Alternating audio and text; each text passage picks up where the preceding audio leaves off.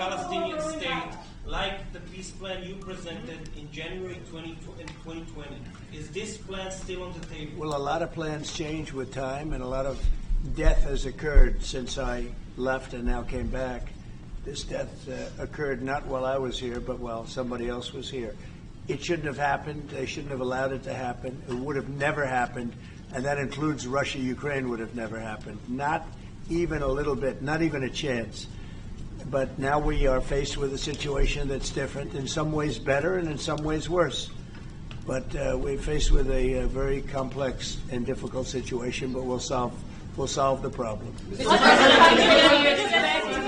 Refugees get from Gaza, out of Gaza. If not Jordan, Egypt, what other countries you think might accept Palestinians from Gaza? Well, I think Jordan and Egypt will. I know they've spoken about it with you, and they say they're not going to accept. I say they will.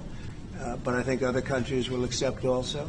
I think that Gaza maybe is a demolition site right now. If you look at Gaza, it's all, I mean, there's hardly a building standing, and the ones that are going to collapse. You can't live in Gaza right now, and I think we need another location. I think it should be a location that's going to make people happy. You look over the decades, it's all death in Gaza. This has been happening for years. It's all death. If we can get a beautiful area to resettle people permanently in nice homes and where they can be happy and not be shot, not be killed, not be knifed to death like what's happening in Gaza. And right now you have in Gaza a very dangerous situation in terms of explosives all over the place, in terms of tunnels that nobody knows who's in the tunnel. The whole thing is a mess.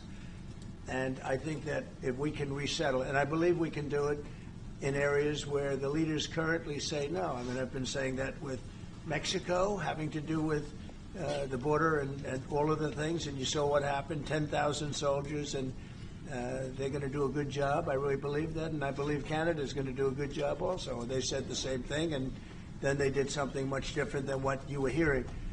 This is a very, very difficult situation, but we're going to get it solved.